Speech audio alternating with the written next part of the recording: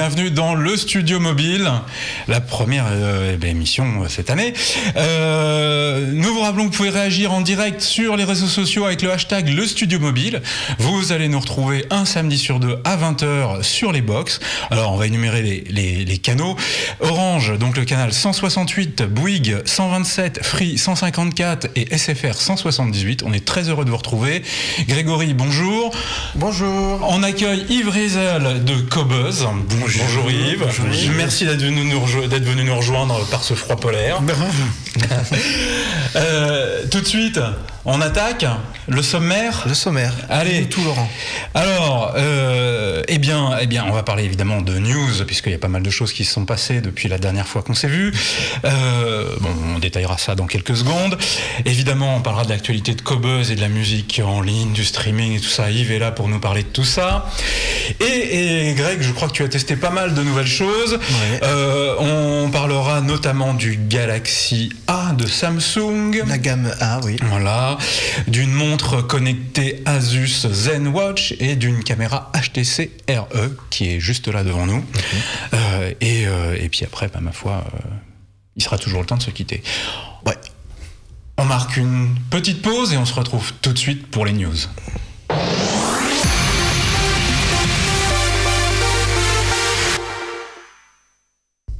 Alors, Laurent. Ouais, dis-nous. Qu'est-ce qui s'est passé le 21 janvier ? Oh, c'est une bonne question. La question piège. Je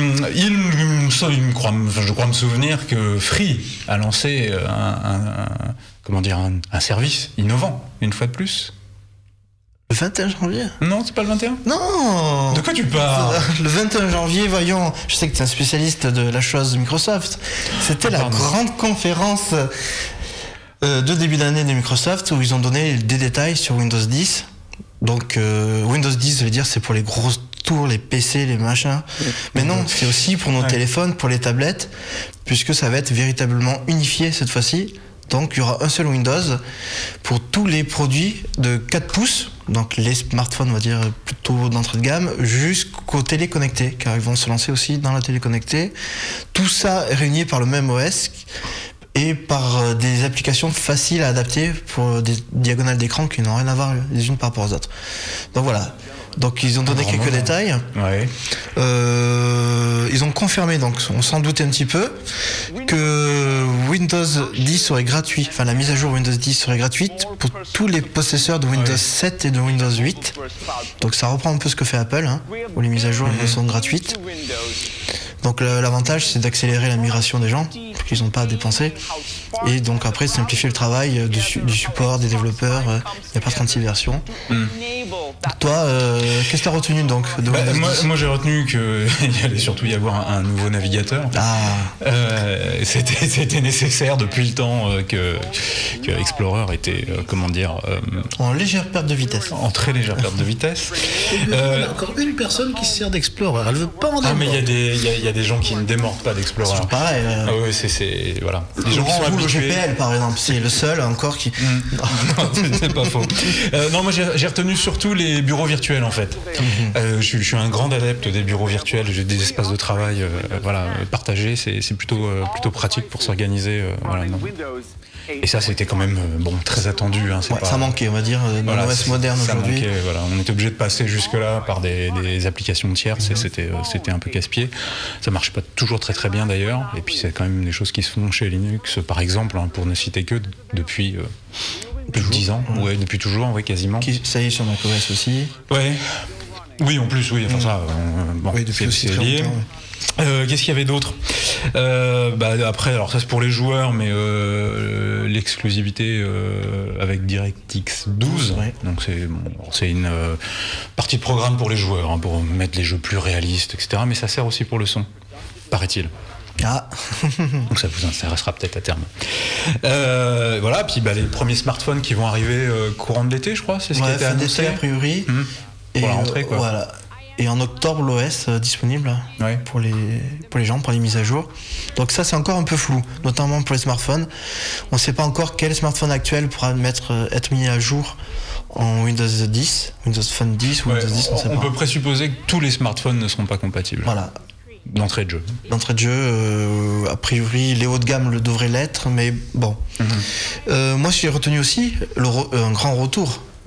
Oula. Le menu démarrer revient. Ah oui, bah ça, il était très attendu. Ouais.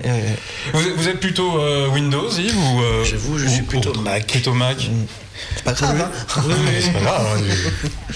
Et alors, qu'est-ce que vous inspire ce retour de Windows? Moi, j'ai beaucoup de sympathie pour toujours les challengers. Donc, c'est pour ça que j'aime bien Microsoft maintenant. D'accord. Maintenant, oui. Et depuis le début, j'ai trouvé bien Windows 8, etc. Et là, on est en train de, enfin, et je pense que c'est le bon moment, là, de développer une belle application pour Windows 10, là. D'accord. Ah, pour Windows Phone. On a un scoop. Ouais, on a un scoop. Vous nous direz tout ça dans quelques instants. Bon, Greg, la suite?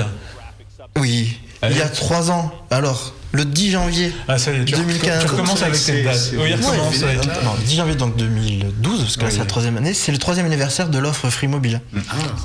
Mine de rien, en 3 ans, ça a conquis quand même quelques millions d'utilisateurs.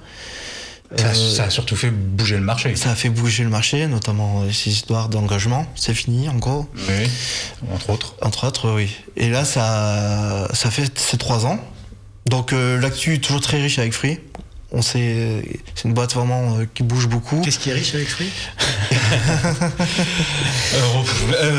Plein de monde. Donc, Xavier Niel a annoncé qu'il y aurait des surprises cette année. Avant la fin de l'année, il y aurait 2-3 belles surprises. Ouais, donc il y a des rumeurs. Hein. Il aurait déclaré chez nos confrères de la presse papier un petit truc, je cite, un beau machin sympa, c'est en français dans le texte, qui sera annoncé lors d'un keynote, alors façon Apple comme il sait les faire, et là encore je cite, car d'après lui, on s'est endormi sur le mobile. Donc, alors, les rumeurs font état d'un smartphone conçu par Free. Donc, pourquoi pas. Il y a déjà des marques blanches, Huawei ou ZTE sont très forts là-dessus, qui font des téléphones badgés, Orange, SFR, Bouygues, Soch également, à son téléphone. Est-ce que ça sera aussi simple, à vrai dire, c'est-à-dire on prend un produit fabriqué en Asie, on met son logo? Je pense pas. A priori, ce serait plus ambitieux que ça. C'est ce qui serait, voilà, je veux dire, ce serait quand même déroutant de la part de Free qui a jusque-là poussé l'innovation. On peut bien leur reconnaître ça, de se lancer que sur un produit rebadgé. Voilà, donc on parle d'une interface maison qui pourrait être rajoutée à Android ou à Mozilla OS. On parle aussi de Mozilla OS. Bon, en attendant, Free s'endort pas. Il développe beaucoup son réseau 4G. Il faudrait développer ensuite une application pour Mozilla iOS. Firefox, pardon. Firefox OS. Ça coûte des sous encore cette affaire-là. C'est un OS basé sur l'open source, sur le HTML5, donc c'est pas très compliqué, mais... Oui, a priori, justement, l'OS a été fait, on en avait parlé à l'occasion du Mobile World Congress l'année dernière. C'est un OS qui est fait qui est très léger et qui est basé effectivement sur des technologies open source type HTML5 que vous utilisez déjà pour vos interfaces web. Voilà. Donc ça simplifierait pas mal les choses. Donc, Laurent, je sais que tu es un peu nostalgique. Je crois que on a trouvé une petite vidéo d'il y a 3 ans justement. Le 10 janvier 2000. Attention, 2012. Voilà. Ouais, 2012. Donc on voit la fameuse vidéo de... Certaines scènes sont susceptibles d'heurter la sensibilité d'un public historique. Très fort.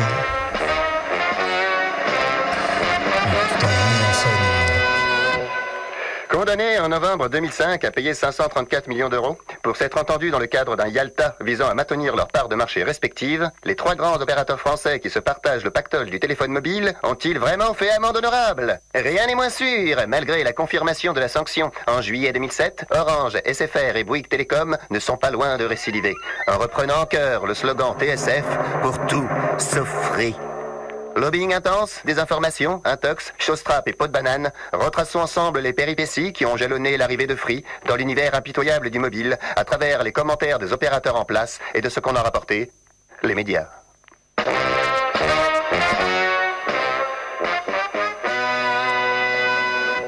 Le déploiement d'un 4e réseau mobile 3G. On ne peut plus déployer c'est totalement irréalisable. Ah, c'est vraiment super. Une opération de com. C'était très très réussi, il faut avouer. Je crois que t'étais dans la salle ce jour-là aussi. C'est vrai que c'était une ambiance. Il est à part, quand même, hein. On a beau dire. On peut dire beaucoup de choses sur Xavier Niel, mais il a le sens très clair de la communication et de la mise en scène également. C'est drôle, efficace. Enfin, il y a tout ce qu'il y a, tout ce qu'il faut quoi dans un message de com. Je trouve aussi. Il est très doué. Donc, alors Free accélère la 4G. Enfin, le déploiement de sa 4G, parce que là, il n'y a pas de roaming avec les autres opérateurs comme avec la 3G. Du coup, il doit compter que sur ses antennes. Donc, en janvier 2015, c'est l'opérateur qui a déployé le plus d'antennes 4G, 417 nouvelles. Donc là, il est quasiment au niveau de SFR, pardon. Autour entre 2500 et 3000 antennes 4G en France. Donc, il rattrape SFR. Bon, après Bouygues et Orange restent nettement devant, mais ça avance très très vite. Il continue aussi à suivre le rythme de nouveaux pays qui sont compris dans le forfait. Quand on a le forfait à 19,99, on peut téléphoner et avoir internet à l'étranger, et régulièrement, presque un par mois, il rajoute des pays. Donc le dernier arrivé, je crois que c'est la Belgique. Mais aujourd'hui, quand on est en déplacement en Espagne, en Belgique, au Portugal, en Allemagne, en Italie, en Grèce, UK, on peut téléphoner avec son portable Free, aller sur Internet dans la limite de 3 gigas, mais bon, c'est déjà beaucoup mieux que la concurrence. C'est beaucoup mieux que rien du tout. Sans rien débourser. Et ça, c'est assez... Là encore une fois, ça fait l'effet d'une petite bombe, et depuis, bon, Soch a une offre un peu comparable. Oui, enfin, il faut aussi rappeler que c'est aussi dans la perspective de l'arrêt du roaming data et voix qui va être imposé par l'Union européenne, je crois à l'été qui vient. À l'été qui vient, ouais. De mémoire. C'est une bonne nouvelle. Donc c'est plutôt une excellente nouvelle. Surtout pour le data, quoi. Et on peut faire du streaming de Cobase. Oui. Voilà, à l'étranger. De toute façon, oui. C'est la tendance de toute façon. C'est la tendance, oui. Voilà. Haute définition. En plus. Haute définition. D'accord. Alors Laurent, tu veux qu'on parle maintenant? Vas-y, dis-moi tout. Mais je crois. Alors, mais non, du tout. Mais comme t'as chamboulé toute l'ordre des news, je vais te laisser faire. Je pense que tu voulais nous parler. Celle-là. Il fallait la placer. Je crois que tu vas nous parler du LG Flex 2 que tu as eu en essai de manière très impromptue. Voilà. Donc il y a une petite vidéo pour ceux qui n'ont pas suivi l'actualité ces derniers temps qui va vous le présenter. Donc le G Flex, c'était le premier téléphone. Smartphone avec un écran courbé, et là il y a la seconde mouture qui arrive, donc on voit à l'écran là, donc c'est le même principe, courbé comme une banane, donc pas comme le Samsung qui est courbé juste sur la bordure, là il y a vraiment tout qui est courbé. L'écran est courbe. Alors malheureusement, un peu comme les nouvelles télé. Voilà, c'est ça. Voilà. C'est le même principe, de toute façon. Oui. Du coup, alors là, malheureusement, je peux pas vous le montrer, mais je pense que la prochaine émission, vous l'aurez devant les yeux avec nous. Donc j'ai pu avoir un prototype en main quelques jours, et il est absolument génial. Alors, le premier avait été pas mal critiqué sur deux aspects. C'était un grand smartphone, une phablette. Il avait un écran de 6 pouces. C'était très grand. Oui. Et cet écran courbé était une techno pour l'instant qui est uniquement déployée par LG, qui est très, très fort là-dessus. C'est du POLED, donc le verre est remplacé par du plastique, donc il peut se courber. Et cet écran manquait un peu de résolution. C'était du 720p, donc 720 sur 1280 pixels, donc c'était un peu juste ramené aux 6 pouces de sa taille. Du coup il y avait des aplats de couleurs un peu pas très beaux, il manquait un peu de peps, il manquait, voilà, c'était pas top. Le G Flex 2, lui, il revient à du 5,5 pouces et il passe au Full HD. Donc là on est en 1080-1920 et l'écran est donc beaucoup plus beau. Le téléphone lui-même est nettement plus petit, il est plus léger. On retrouve les mêmes arguments, c'est-à-dire qu'il tient parfaitement en poche malgré sa taille, parce que la courbure permet de diminuer un peu sa hauteur, parce que une partie de la taille de l'écran est prise dans la courbure. Il épouse bien le visage, donc il est assez agréable à porter à l'oreille. Et l'immersion sera subjectif, mais pour les vidéos, ce genre de choses, c'est vrai qu'il rend beaucoup il rend bien, voilà. Il est assez plaisant à utiliser, il est également très puissant. Et il inaugure les nouveaux processeurs Qualcomm, donc à 8 cœurs, c'est les premiers Qualcomm 8 cœurs. En fait, c'est 2 fois 4 cœurs, donc c'est un Qualcomm 810. Il est compatible 64 bits et il est fourni, enfin il va sortir en Lollipop, donc full 64 bits. Donc c'est une bête de guerre. Hein. Et la qualité du son. Et la qualité du son. Est-ce qu'il passe le 24 bits? Oui. LG depuis plusieurs déjà années maintenant. Voilà. Le celui d'avant encore, le G2, le G3, tout ça. Très en avance de ce point de vue. Ils sont très en avance là-dessus. Voilà. Et si vous stockez la musique, là si vous ne faites pas de streaming, il a dit dorénavant un lecteur de micro SD. Donc on peut accroître la mémoire qui est que de 16 Go d'origine. Donc là on peut mettre une micro SD de 128. Et la stocker plein d'albums en 24 bits. Alors. Voilà, plein d'albums en 24 bits. Donc voilà, c'est en gros ils ont corrigé 95% des défauts du précédent. Et ça c'est plutôt une bonne nouvelle. Alors ça arrivera quand dans les... Au printemps, je pense. Dans les magasins, ouais. Là, plutôt mars. Mars, voire début avril. Voilà. Est-ce que vous avez une idée du tarif? Non. Pour l'instant, le tarif n'est pas encore dévoilé. Le premier était cher, parce que c'était un produit vraiment spécial, exclusif. Ils ont promis un effort là-dessus. Donc, bon, à voir, à voir. En attendant, ils ont bien travaillé. Moi, vraiment, c'est ça qui me plaît. Il a toujours le dos en plastique qui se répare tout seul. Oui, donc, c'est du self-healing. Mais pas sexual healing, parce que je sais que tu connais très bien Marvin Gaye. Bien sûr. Et donc c'est en gros les micro-rayures disparaissent au bout d'une dizaine de secondes en température ambiante. Donc c'est assez sympa parce que les micro-rayures, tout le monde connaît ça malheureusement. Oui, d'ailleurs sur le Mobile World Congress, il y avait une machine qui rayait l'appareil, le dos de l'appareil et qui effectivement qui mettait en avant le fait que l'appareil soit... C'est assez magique. Hein, oui, c'est assez étonnant. Ça fonctionne, vraiment ça fonctionne. Voilà, pour le reste c'est un... Déjà pour on imagine il est 4G LTE. Il est même 4G+, monsieur. Même 4G+. Bon, 300 mégabits, monsieur. Bon, bah voilà. C'est bien, donc ils sont parés pour affronter l'année qui vient. Largement, oui. Entre ça et le Pros, qui est vraiment dernière génération. Ok. Je crois que tu as aussi une... Alors ça, tu l'as là, sur le plateau, encore une nouveauté, une chose...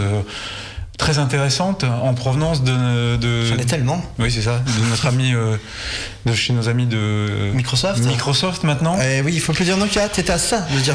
J'étais vraiment à ça, mais je te voyais arriver parce que c'était marqué dessus. et cet objet orange que tu as posé devant toi qui est alors là aussi je pense qu'on a une petite vidéo très particulier nous le montrer. Voilà. Donc c'est le Lumia 435, donc le Microsoft Java Devices Lumia 435. Ouais. Et là, voilà. Bon, d'habitude, on a quelqu'un de Nokia, enfin de Microsoft, qui nous présente le produit. Là, j'ai choisi une jeune fille. Je ne sais pas pourquoi. Voilà, donc c'est un Lumia sous Windows Phone 8.1. Donc il a toutes les fonctions classiques. Là, il montre. Donc on reconnaît bien le côté flashy, qui est un choix assumé par les. Voilà. Là, il manque Marie d'Andromaque pour nous dire si le fluo sera à la mode cet été. En tout cas, chez Microsoft, ils sont prêts. Donc, voilà. Là, on va revenir pour vous montrer un peu, parce que j'ai ce bijou dans les mains. Ce bijou. Attends. Alors, moi, je l'ai en orange, on va dire bien vif. Je sais pas si on peut dire fluo. À la caméra, il semble, mais en vrai, il est encore plus vif que sur la caméra. Orange DDE, mais on peut dire. C'est très vif. Voilà, c'est très vif. Les dames ne le chercheront pas dans le fond de leur sac à main, je pense, celui-là. Alors, donc, c'est assez classique. Hein. Il est. On peut confondre avec un gilet de secours. C'est ça. Voilà. Bon, on voit que c'est un petit smartphone par rapport aux grands écrans qu'on a aujourd'hui, c'est un 4 pouces, assez classique, pros double cœur, 8 Go de stockage, double SIM, mais... Double SIM, ça c'est bien ça. Voilà, là... Et là... Vas-y, montre-nous. Alors là... Attends, voilà. La particularité de cet engin, c'est son prix. Oui. Je te ferai pas le truc du... Combien ça coûte? Non, allez, parce que tu sais très bien que je suis très très mauvais à ce petit jeu-là. Il vaut 79 €. Hors abonnement, bien sûr, on peut l'acheter directement. 79 €. Voilà. C'est un Nokia, donc on conserve quand même une bonne qualité de fabrication. Microsoft. Oui, tu t'es fait avoir. Allez. Voilà. À ton propre piège, c'est bien fait pour toi. Voilà. Donc c'est un smartphone, comme tu disais. Alors est-ce qu'il est 4G? Non. Il est 3G au moins. Oui, bien sûr. Bien sûr, double SIM, lecteur de...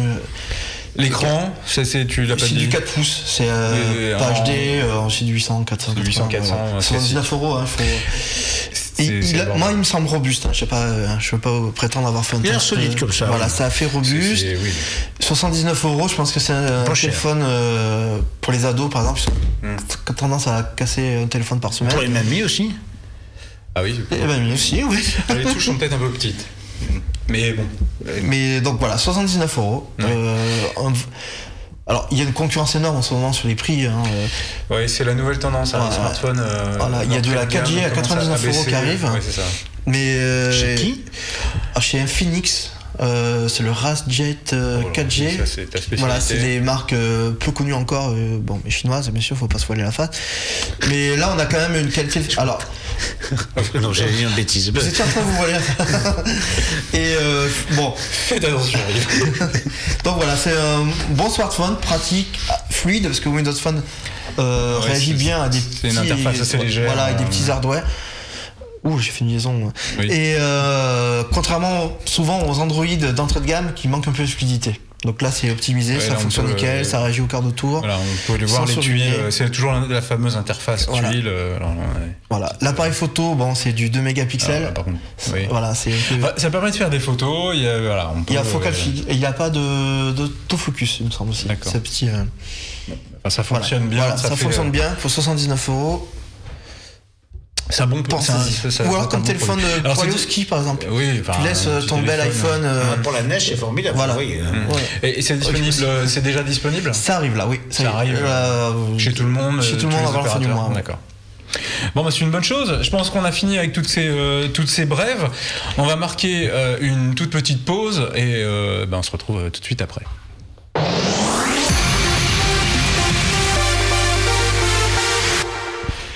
Et nous voilà avec Yves Rizel de Qobuz.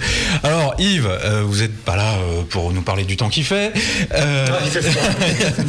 Ça, on le sait bien. Pour vous présenter en quelques mots, vous êtes le co-créateur de Qobuz, si je ne m'abuse. Avec Alexandre Le Forestier, oui. Voilà, qui est alors Qobuz, c'est le service français et l'unique de mémoire à proposer du streaming HD. Et si je me trompe, vous avez été les premiers en tout cas à le faire. Oui, on a été les premiers. Je crois qu'on peut dire aujourd'hui que Qobuz est le seul service de musique en ligne français. Non, il y a encore Music Me,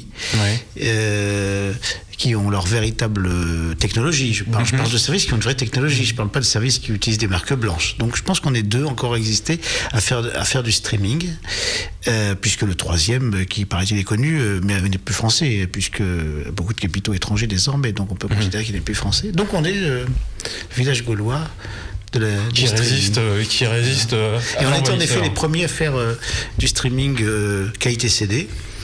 On a été les premiers à le faire parce que tout simplement depuis le début on s'est toujours fait livrer par les maisons de disques du non compressé ou du moins du non qu'on appelle ça du compressé non disruptif. D'accord, oui. Ce qui revient au même.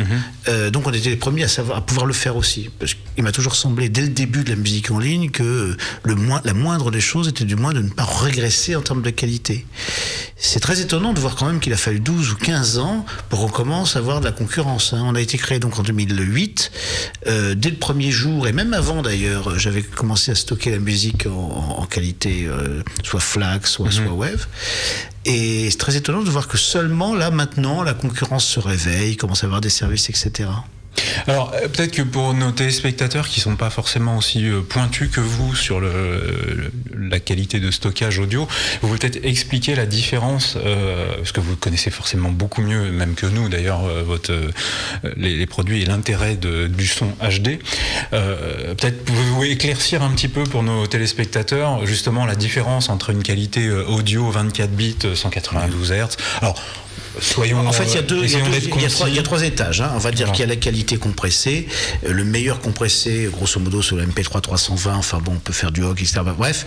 Et puis, quand vous ne voulez pas écouter de la musique davantage compressée que celle de l'époque du CD, vous devez donc écouter un format non compressé, ça peut être du FLAC, ça peut être du ALAC, qui est le format non compressé d'Apple. Je dis ça pour que les gens sachent aussi que avec un service comme Qobuz, ils peuvent tout à fait se servir de leur iTunes, s'ils aiment iTunes, puisque ça peut être du Hawk, ça peut être du Wave. Le Wave n'a pas tellement d'intérêt parce qu'il prend beaucoup de place. Et en plus, il transporte très très mal les métadonnées. Donc le conseil maison, c'est vraiment FLAC ou ALAC. Bon. Et puis, ça c'est la qualité CD, donc en 16 bits 44,1 kHz, qui avait été le standard qui avait été établi pour le CD. Et au-delà, ce qui est intéressant avec la musique en ligne, c'est qu'on peut donc délivrer de la plus grande qualité, la qualité HD à ce moment-là. Là, l'étage du dessus, c'est le HD. iRes, qui est une norme maintenant, qui est en train vraiment de s'établir, qui est née à l'origine maintenant d'un consortium japonais, de la Japanese Audiophile Society, qui a créé un petit logo qui s'appelle iRes, pour le 24 bits. Alors il y a encore des discussions un petit peu picropolines, comme on dit, sur le fait de savoir si le 24, le iRes c'est 2496 ou supérieur. Enfin, bon, mais grosso modo pour nous le iRes ça a toujours été le 24 bits. Bon.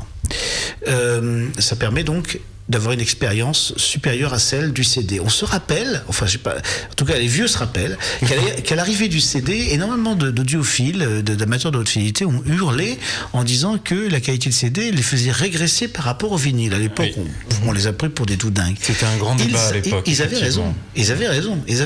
Et c'est ça qui est formidable finalement aujourd'hui dans la musique en ligne, c'est qu'on peut aller plus loin. Alors, ce qui est très étonnant quand même, ce qui s'est passé ces derniers temps, moi j'avais pensé que rendre aux gens déjà la qualité CD, c'était un grand pas en avant et en même temps la moindre des choses. Ce qui est très curieux, c'est que personne ne s'est intéressé à ça et il semble qu'on passe directement au 24 bits. En fait, le téléchargement qualité CD, nous on ne vend pas de MP3 en téléchargement sur notre service, on vend que de la qualité CD au minimum ou du 24 bits. Je pensais qu'il y aurait beaucoup de sites qui passeraient du MP3 à la qualité CD. Parce que franchement, c'était pas un gros problème technique. Puis maintenant, franchement, même en termes de débit, tout ça, il n'y a aucun souci en vérité. Donc, on a l'impression qu'on passe directement au 24 bits, qui quitte tout le monde. Et ce qui nous a beaucoup étonné, nous, au CES, l'année dernière, pas cette année, c'est de voir combien d'appareils sont sortis. En effet, il y avait le téléphone LG, dont vous parliez, mais et puis tant d'autres.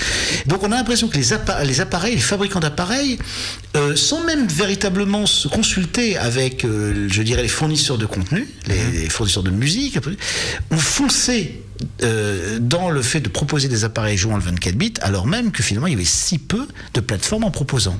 C'est souvent une question aussi de fournisseurs de puces électroniques. Je dis n'importe quoi, l'usine chinoise dit même maintenant notre décodeur audio est capable de gérer ça, il intègre. Et certaines marques l'ont marketé, d'autres non. Et c'est presque ça. Enfin, ils ont mis un peu la charrue avant les bœufs, comme vous disiez, et du coup c'était. LG l'a à peine mentionné et après. Alors nous, on est très excités vers ça. Évidemment, sur le service, on a une rubrique IFI où on essaye maintenant vraiment régulièrement de dire bon, allez, c'est quoi le téléphone que vous devez acheter si votre truc, c'est le son. Donc on a vraiment plein de possibilités, l'HTC, etc. aujourd'hui. Ensuite, il y a des problèmes de qualité sur les DAC, etc. Bon.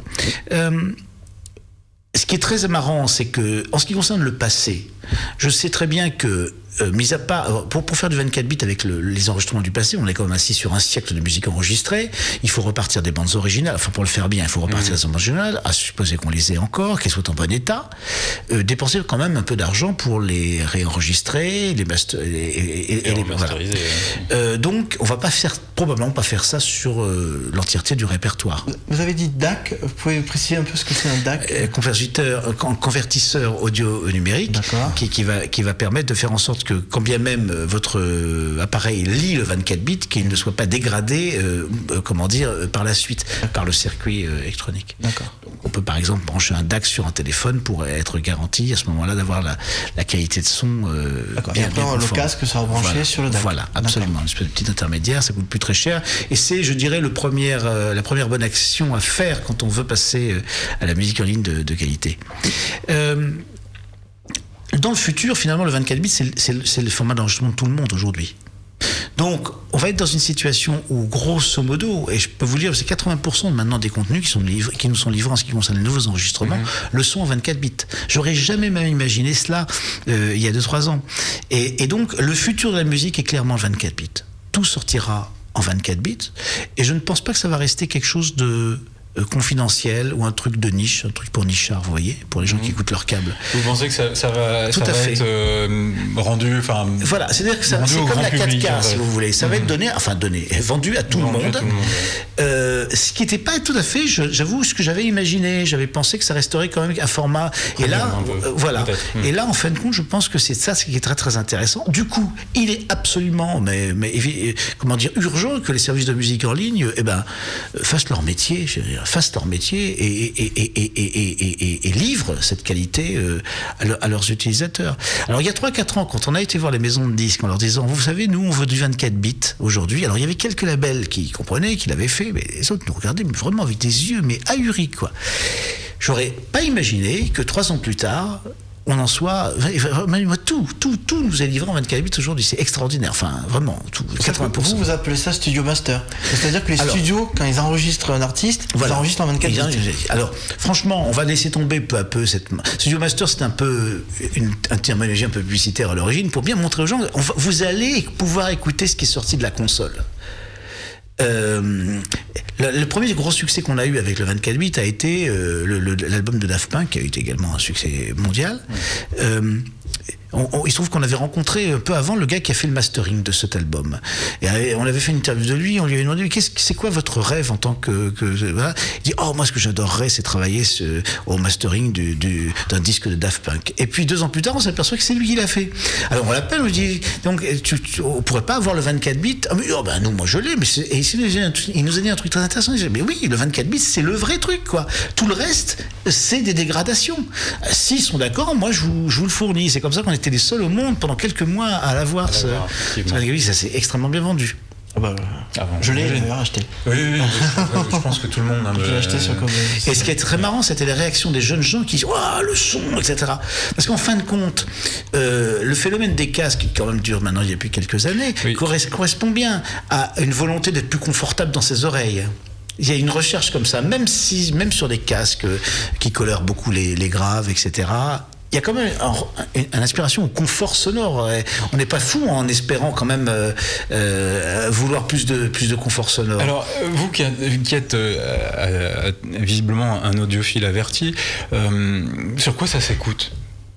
Du son haute définition, justement. Alors, d'abord, la première chose à savoir, c'est qu'écouter du son en haute définition, c'est pas vraiment la ruine. C'est pas vrai. Bon, qu'est-ce qu'il vous faut ? Il vous faut un baladeur 24 bits ou un téléphone compatible, ou même depuis votre bon vieil ordinateur, auquel soit le DAC à l'intérieur du baladeur est satisfaisant. Il y a des appareils, des baladeurs extrêmement chers comme Astralcam, c'est quand même assez. Ça coûte quand même 1300, 1500 €, c'est quand même pas donné. Ou alors vous achetez un petit DAC, il y a des New Force par exemple absolument mignons comme tout, et qui se baladent, et qui sont gros comme ça, et qui coûtent 300 €. Oui, il y a une offre maintenant de plus en plus large. Pour 400, 500 €, vous passez à la haute définition, et ça fait un grand changement. Et il faut pas croire, selon mes oreilles, il faut pas croire que par exemple, moi, il se trouve que je fais beaucoup de voyages. Je voyage beaucoup en train, puis j'habite Marseille, donc je fais sans arrêt des allers-retours. Et vraiment, la différence de plaisir, d'enchantement, vraiment de douceur, pour ainsi dire, qu'il y a à écouter dans le train, dans un environnement qui peut être un peu bruyant, des 24 bits ou des MP3, vous entendez la différence. Vous l'entendez également entre la qualité CD, le 16 bits 44.1 et le 24 bits. Bon, mais déjà, je dirais que la première chose, c'est de ne pas écouter le MP3. Vous savez qu'en plus, ça fait mal aux oreilles. Non, mais c'est très beau. Et moi, personnellement, j'ai une sorte de souffrance maintenant quand j'écoute le MP3. Il y a quelque chose qui me dérange, mais vraiment, et c'est immédiat, quoi. C'est un grand plaisir. C'est une douceur, c'est quelque chose. Vous ferez du bien à vos oreilles en écoutant pour nos téléspectateurs les plus âgés comme toi, on peut faire une petite un petit parallèle entre la cassette audio qu'on avait à l'époque et le CD quand il est arrivé, et évidemment le vinyle. Mais la cassette audio n'avait pas ce truc déplaisant. Je ne sais pas si la cassette audio avait ce problème, il y avait ce souffle qui était épouvantable. Ouais. Alors, il y avait bien des cassettes qui promettaient pas de souffle, mais coûtaient tellement une blinde. Et puis il y avait quand même du souffle. Et puis les lecteurs aussi qui étaient très chers à l'époque. Les Dolby B, le Dolby, je me rappelle de ça. Oui, c'est ça. Moi, je suis très ému de penser qu'en 67, 66, il y a eu la première mini-cassette, vous savez. Ah oui. C'était extraordinaire à l'époque. C'est la première fois qu'on pouvait enregistrer la voix de sa grand-mère sans avoir un gros appareil. Enfin, moi, j'habitais Boulogne, il se trouve juste à côté ici, et donc je me rappellerai toute ma vie de mon Noël. La petite mini-cassette, c'était extraordinaire. C'était vraiment un tournant. On ne pouvait pas s'enregistrer des choses. Pas facilement. Les gens les plus, on va dire, favorisés avaient peut-être des Revox, des magnétos à bande. C'est extrêmement cher. Mais je pense pas que la cassette, elle avait ce truc qui me fait tellement mal aux oreilles dans le MP3, qui m'a toujours embêté. Il y avait des défauts, mais c'était pas agressif, quoi. Vous voyez. Moi, j'ai toujours gardé un petit faible pour le mini-disque. Moi, j'ai écouté beaucoup de mini-disques. C'était robuste, c'était. Toi, t'as un faible pour tous les formats de produits disparus. Alors, parlons-en. Et la cartouche. Vous vous rappelez de la cartouche? La fameuse cartouche DAT. Voilà, avec les gros machins qu'on rentrait dans il y en avait pour la voiture. On me dit non, c'est pas la DAT. Non, c'était pas la DAT. C'était vraiment la cartouche. La DAT, c'était grand comme ça. La cartouche, c'est un espèce de machin comme ça. Ah oui, d'accord. Le grand cimetière des formats de support, effectivement. Alors moi, j'ai quelques petites interrogations. D'une part, j'ai des ados à la maison et pourtant j'essaye de les sensibiliser. Tout ça. Il y a un phénomène YouTube pour les ados. Pour eux, la musique, c'est YouTube. Je dis, tu veux pas que je te l'achète? Tu veux pas que j'ai une offre de streaming à la maison? Tu veux pas l'écouter dans de bonnes conditions? J'ai un DAC, j'ai tout ce qu'il faut.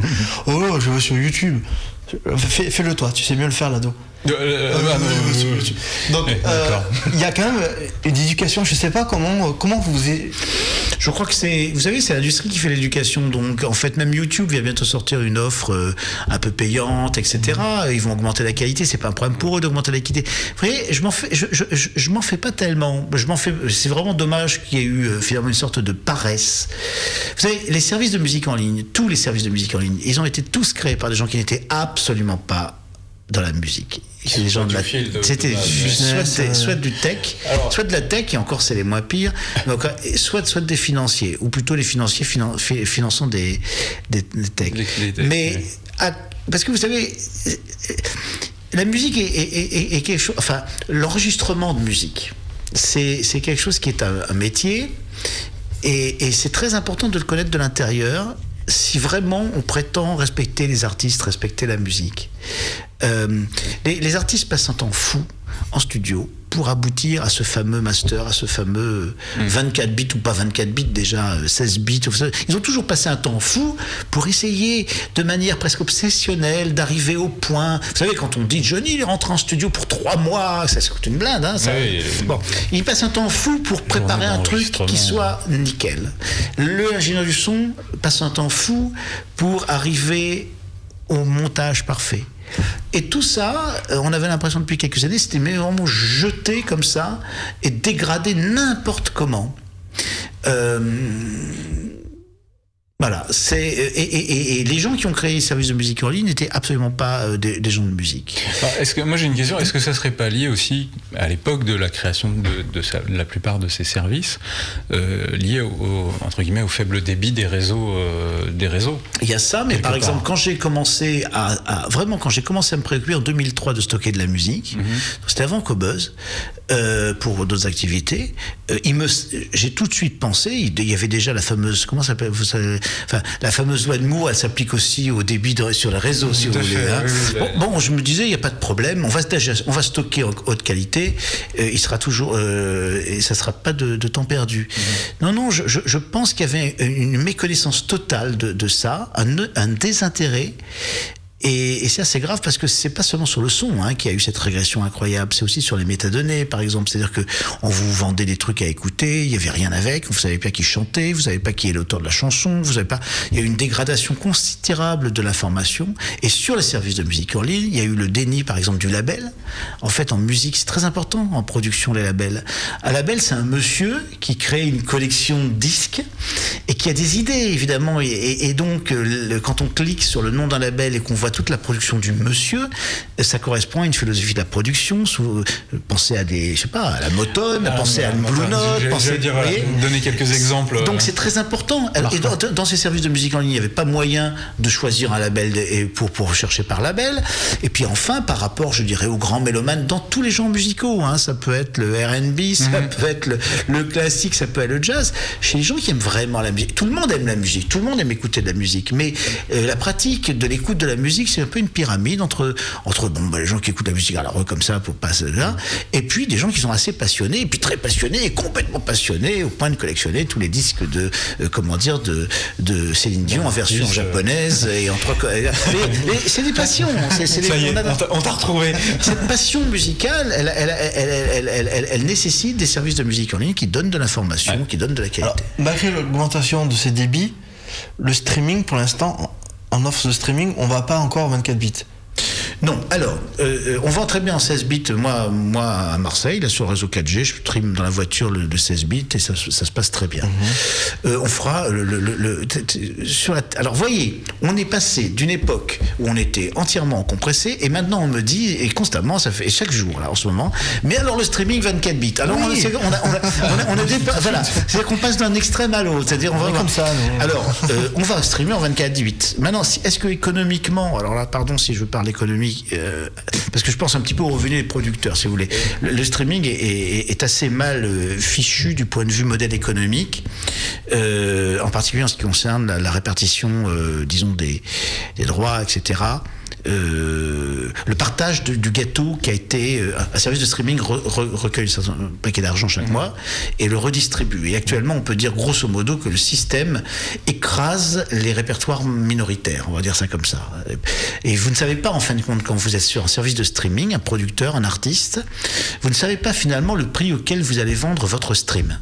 Quand vous vendez un téléchargement, évidemment, quand vous vendez un disque, vous avez un prix de gros hors taxe, vous avez ou quand vous vendez un téléchargement, c'est pareil. Vous savez, si vous en avez 5 000, vous en avez 10 000, vous pouvez vous attendre à savoir ce que vous allez avoir comme chèque à la fin du mois.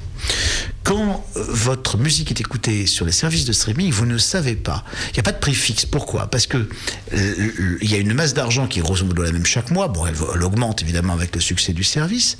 Mais celui qui a été le plus écouté ce mois-là, comment dire, écrase les autres.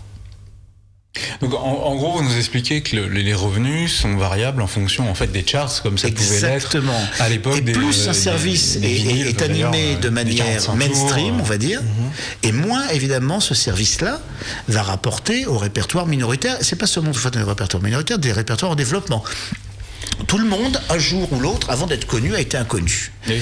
Ça, il faut bien savoir. Donc globalement, ce que vous nous dites en lisant entre les lignes, c'est que, en fait, ça, pour l'instant, ce modèle économique-là nuirait quelque peu à la création. Le streaming, je dirais, de première génération, hein, celui qu'on connaît par les noms qui viendront immédiatement à l'esprit, en effet, n'a absolument pas envisagé le problème qu'il faut trouver de l'argent pour produire de nouveaux disques. C'est un petit peu... quelque part, on se retrouve dans la même situation que les maisons de disques à l'arrivée, justement, de la musique numérique, de la dématérialisation, où les maisons de disques ne savaient pas du tout comment faire, n'avaient pas idée de comment justement monétiser leur catalogue, alors que le CD était en perte de vitesse totale. Alors on peut dire deux choses. D'abord, quand on passe d'un monde vers l'autre, et il y a une telle rupture, vous êtes, et ça c'est valable pour toutes les industries, un bon tien vaut mieux que deux, tu l'auras. Certes, les ventes descendaient régulièrement, mais en volume, et même encore aujourd'hui, en volume, les ventes de CD, si vous voulez, en trompe-l'œil. Ah ouais, bah tu comprends, tu me racontes tout ce que tu veux. Je l'ai encore entendu cet après-midi, j'étais sur un salon. Tu me racontes tout ce que tu veux, mais enfin, je suis désolé, mais aujourd'hui, quand même, la majorité de mon chiffre d'affaires, il est fait avec les CD. Hein. Alors moi, j'ai encore besoin de vendre des CD. Donc, quand vous êtes comme ça, en changement de monde, si vous voulez, il faut donner un grand courage, un grand coup de courage, et quelquefois aussi du capital, Oui. pour donner un coup de pied en disant ok, allez, je laisse tomber ces vieilleries, maintenant on va se concentrer sur le futur. Alors ça peut être avoir l'une des raisons en ce qui concerne la maison de disque. La deuxième raison en ce qui concerne la maison de disque, qui est très vertueuse de leur part, et surtout s'agissant des grandes, c'est que c'est des maisons qui ont des contrats, et elles ont intérêt à respecter les contrats, plus elles sont grosses, et plus elles sont éventuellement victimes d'être attaquées. Bien sûr. Voilà. Et beaucoup de contrats qui avaient anciens n'avaient absolument pas envisagé la musique en ligne, la musique dématérialisée. Certains contrats disaient pour tout support connu ou venant à être connu. Donc ces supports, là, on pouvait dire que le numérique était un support. Là, on rentre dans une problématique légale qui est très important. Voilà, c'est la raison pour laquelle vous avez des artistes très importants. C'est l'argent qui fait. Voilà. Et donc, ce que je dis par là, c'est qu'on a dit à ces époques, oui, mais alors les pirates, je veux dire, vous êtes lents à mettre vos répertoires. Ça qu'on a reproché aux maisons de disques. Vous êtes lents. Vous êtes lent, vous ne prenez pas en compte les innovations. Mais si elle l'avait fait sans avoir arrangé les choses du point de vue légal avec les artistes et des kyrielles d'artistes, elles auraient pu être attaquées. Alors il y a des artistes qui ont été faciles et qui ont été rapidement, mais encore il n'y a pas longtemps, il y avait vraiment je ne vais pas citer de nom, mais il y avait des grands artistes, et il y a encore aujourd'hui de très grands artistes qui n'ont toujours pas signé en bas du contrat. Alors justement, parce qu'on parle là à l'écran, sur la petite vidéo qui était en cours. Oui. Moi, j'ai envie de dire ça. Je veux dire, allez sur ce site et essayez. Je pense que ça va faire du bien à vos oreilles. Et si ça vous plaît... Il y a un mois gratuit en plus. Voilà, un mois gratuit. Et après, alors, c'est quoi le tarif? Alors, on a les mêmes prix que tout le monde. On a les mêmes prix que tout le monde, c'est-à-dire on a une offre à 9,99. On a même une offre à 4,99 sans mobilité, mais qui voilà. Ça c'est du MP3. Mais ensuite on a surtout ce qui fait notre spécialité, c'est du streaming lossless, sans perte, qui coûte 19,99. On a également un abonnement à 14,99 pour les amateurs uniquement de classique, en qualité donc CD. Et puis il y a 4 semaines, on a lancé un nouvel abonnement qui marche très bien, qui est en fait un abonnement qui a été cédé, mais qui vous donne, et c'est là que c'est un peu ça répond à la fois à un problème économique par rapport aux revenus des labels et également à un problème de passion pour le son. Tout ne sera jamais en 24 bits. Encore une fois, tout le passé du disque ne sera pas en 24 bits. Il sera au mieux en qualité CD. Ouais. En revanche, le futur sera entièrement en 24 bits. Et donc cet abonnement qui s'appelle Cobuzz Sublime est un abonnement d'1 an, payable en une seule fois, et qui vous donne droit à pratiquement entre 35 et 65% de réduction sur les téléchargements en 24 bits. Alors là, finalement, je réponds à votre question. Et alors, le streaming 24 bits, ça vient? Techniquement, franchement, c'est pas loin d'être possible. C'est pas un gros souci. À la maison, en tout cas, c'est aucun problème. On va découvrir ça très bientôt via vos applications. D'ailleurs, on tient à signaler que vous avez fait une mise à jour majeure de votre application. On l'a essayé ici. On vous invite. Pourtant, c'est ce que m'a proposé iOS. Attendez, c'est pas la dernière. Bon, écoutez. En tout cas, notre nouvelle application, elle est très bien. Ah oui, c'est celle-là. Voilà, c'est la nouvelle. Bon, enfin bref. Ouais. Il a pas écrasé l'ancienne, c'est étonnant. Ben oui, c'est bizarre, oui. Parce que c'est une nouvelle application. D'accord. C'est plus la belle. En tout cas, on vous invite. On vous invite à aller essayer. C'est gentil. C'est vraiment. On est content en tout cas. Oui, depuis utilisateur depuis longtemps pour le coup. Et effectivement, on vous invite à aller essayer ça. Sans transition, j'ai envie de dire. Oui, sans transition. On va passer sans transition pour le coup à des petits tests produits que tu nous as ramenés. Donc le Samsung Galaxy A, c'est la famille, et ça c'est le A5. Donc je crois qu'on a une petite vidéo qui vous le montre. Alors ce Samsung. Oui, voilà. Voilà, donc c'est après le 4. Alors c'est pas le 1S, c'est une nouvelle famille, complètement une nouvelle famille. Alors je pense qu'on peut parler au-dessus de la vidéo. Donc on voit la cible déjà sur la vidéo, donc c'est plutôt jeunes comme tu dis. Et alors qu'est-ce qu'on reproche souvent aux smartphones de Samsung? C'est d'être en plastique et de tous se ressembler. C'est là le truc généralement mais celui-ci, regardez cette petite merveille. Hop là. Montre-nous cette petite merveille que tu as. Alors je vous la montre, cette petite merveille. Il faut la montrer d'abord comme ça. C'est du cuir. C'est du métal, monsieur. Donc c'est du 100% métal. Non, là, tiens, je vais m'occuper. pendant que tu nous présentes la chose. Avec une interface, oui, donc c'est un dos en aluminium, c'est ça? Et en aluminium peint. Les côtés également sont en métal. Ils avaient fait le coup avec le Alpha, lancé il y a quelques mois, mais qui lui avait un dos encore en plastique. Là, c'est vraiment du 100% métal. C'est de l'unibody, donc ça veut dire qu'il y a des trappes pour la carte nano SIM. En clair, c'est une seule pièce de métal qui est travaillée, usinée. Avec les petits bords, on voit un peu comme avait fait Apple. Donc c'est très joli. Et c'est aussi très très fin. Donc là, en finesse, on est à 6,7 mm. Donc c'est plus fin qu'un iPhone 6, par exemple, qui est à 6,9. C'est également plus léger. Là, on est à 123 grammes. Donc contre 129, je crois, à l'iPhone 6. Donc c'est très fin, très léger. Ça a fière allure, moi je trouve. C'est plutôt élégant. Il existe en plusieurs couleurs. Oui, Laurent, t'inquiète pas, il y a un doré. L'écran, donc, c'est du 5 pouces HD. Donc 720 sur 1280. Dans les standards actuels. C'est un 4G bien sûr. C'est un processeur Snapdragon 410. Donc c'est-à-dire que c'est encore un processeur 64 bits. Malheureusement, ils vont sortir dans un premier temps en Android KitKat, donc qui n'est pas lui 64 bits. Bon, la mise à jour est programmée rapidement. Donc il y a 3 modèles. Donc le A3, c'est un 4,5 pouces à 300 €. Le A5, c'est celui-ci, le 5 pouces à 400 €. Et le A7, qui lui arrive à 500 € avec un grand écran de 5,5 pouces. Donc voilà. Et ils ont fait des prix ronds comme ça? C'est comme ça. Non, il fallait que je dise environ. Voilà, ou 299 ou 300. Bon, celui-ci, c'est. Sans oublier qu'il y aura probablement des offres avec les opérateurs. Donc celui-ci, c'est 400 €. Comme à l'habitude. Alors c'est quoi la différence avec Galaxy XS? LS, c'est considéré comme le haut de gamme. Donc c'est un cran au-dessus au niveau technique, au niveau spec.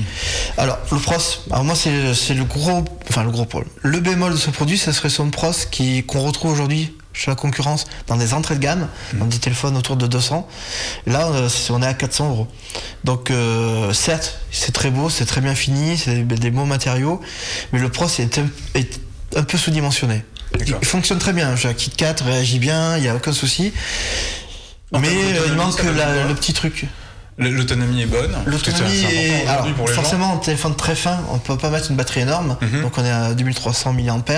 Donc, en gros, il va tenir largement une vingtaine d'heures en utilisation classique. C'est dans les normes aussi. C'est un smartphone dans la norme actuelle, avec un design évolué auquel Samsung nous avait pas vraiment habitué. Alors, donc, je dis plusieurs couleurs. Le problème, c'est que la concurrence baisse ses prix régulièrement. Donc moi, j'ai fait un petit tour sur j'ai fait un grand de la vente en ligne. Aujourd'hui, pour ce prix-là, par exemple, on a un LG G3, qui est un très haut de gamme, qui a un écran plus grand en 2160, donc un écran vraiment ultra HD, qui a un meilleur appareil photo, une meilleure autonomie, qui a une batterie extractible, alors que celui-ci l'a pas. Voilà, il est sorti à 600, mais maintenant on le trouve très facilement sur internet, à beaucoup moins. Bon, c'est un produit intéressant. Il est déjà disponible? Il arrive là. Il arrive, c'est ça. Pareil, là, il est dispo même, je crois maintenant. À partir de cette semaine, il est dispo. D'accord. Voilà, ça c'est le Samsung Galaxy A5, 400 €. Je crois que pour suivre la tendance, mon test suivant s'est porté sur la grande mode, les wearable tech, n'est-ce pas, comme on dit, les technologies portées ou portables au choix. C'est une montre qui nous vient de chez Asus, donc c'est la Zen Watch. La classe. On a je crois une petite vidéo pour présenter cette montre qui effectivement, moi je l'avais pas vue, c'est la première fois que je la vois de visu, comme on peut dire. Elle est effectivement très jolie. Donne-nous un peu, on le voit là. Pendant la première remarque, c'est son design. C'est une montre Android Wear, donc comme Samsung, comme Sony, comme LG. Donc ils ont fait le choix de ne pas aller vers l'écran rond, le choix qu'avait fait LG sur la Watch Air, la G Watch Air et Motorola sur la 360. C'est un design, elle est plus fine que la concurrence. Alors, un design très travaillé. Asus est assez fort là-dessus quand même. Donc, alors les petits détails qui comptent. Laurent, je sais pas si tu peux montrer à la caméra. Les flancs sont, on va légèrement creuser. Ça affine un peu la ligne. Et je trouve que c'est la seule qu'on peut considérer comme mixte. Parce que jusqu'à présent, c'était quand même une montre très masculine. À part sa taille, celle-ci, au niveau design pur, convient plaît aux femmes. Pas qu'aux femmes. Pas qu'aux femmes, figure-toi, parce que moi, c'est autant les premières que tu nous avais ramenées, notamment Les premières LG que tu nous avais ramenées, je les trouvais quelque peu, enfin voilà, c'était des montres très sport, très voilà, pas très évoluées en termes de design. Oui, c'est élégant. Là, celle-ci est vraiment élégante et je dois dire que c'est peut-être la première qui me fait envie pour le coup. Oui, elle est très belle. Le cuir est honton au-dessus également de la concurrence. Le bracelet qu'on voit là, c'est du cuir qui est très bon. Malheureusement, je peux pas la mettre à plat parce que le bracelet est tout d'une pièce, comme ça se fait beaucoup. Donc c'est difficilement le. Attention, c'est une montre, c'est un bracelet à boucle déployante parce que j'ai appris. Tu as pris les... Voilà, qui est du standard, donc du 22 mm qu'on peut changer, mais le cuir est très agréable, très beau. Pour le reste, c'est Android Wear, dernière version, avec une construction 100% métal. Y compris le dos de la montre, ce qui les autres utilisent surtout du plastique. Alors c'est vendu à quel prix? Alors elle est un peu moins chère que la concurrence. D'accord. Elle est dispo. Ouais. Elle est à 199 €, prix public, prix de lancement. D'accord. C'est à peu près entre 20 et 50 € moins cher que la concurrence. Okay. Elle a quelques petits reproches. Enfin, si je devais lui faire quelques petits reproches, elle est pas étanche. Oui. Elle résiste aux projections d'eau. De toute façon, avec un bracelet en cuir, aller sous l'eau, ça aurait un peu. Oui. Et elle a, comme les autres, un lecteur pour mesurer son pouls, sauf que celui-ci, il n'est pas au dos, donc il faut poser les doigts comme ça. Sur voilà, sur l'écran. D'accord. Voilà. Et l'écran lui-même est un peu au-dessous, notamment de la G-Watch R, avec son écran POLED. Okay. Donc voilà. Et sinon, c'est vrai qu'elle est dispo, et c'est vrai que c'est un très bel objet. Alors, il faut avoir un téléphone Android pour aller avec. Voilà. Il faut un Android un peu récent, mais voilà. Pour l'instant, on ne peut pas l'exploiter encore. Il y a des bidouilleurs qui travaillent sur une version iPhone, mais on n'y est pas encore. Ok. Test suivant, je pense que. Alors, tu nous as ramené un truc que j'ai également testé il y a quelques temps. Voilà. C'est la caméra. C'est une caméra d'action, une action cam, comme on peut le dire, qui nous vient de chez HTC. De chez HTC. Alors, c'est la HTC ROG, qui est une caméra, une action cam très classique, sauf. Dans sa forme. La forme est assez. Alors, c'est assez. Ce qui est bien, c'est c'est assez intuitif à prendre en main. C'est naturellement, on a le pouce là et hop, je prends le stylo, hop. C'est vrai que c'est assez facile pour ça. C'est un produit qui, lui, étanche, pour le coup, en 16 mégapixels et on peut s'en servir comme ça. Il a sa propre micro SD. On voit là au dos. Voilà, là, on met une micro SD et elle peut bien sûr se piloter depuis un smartphone Android et iOS. Donc et le produit vaut 169 €. Voilà. En plusieurs couleurs également. Donc et une forme un peu spéciale entre le périscope et l'inhalateur ou la ventoline, je sais pas. C'est un peu bobour.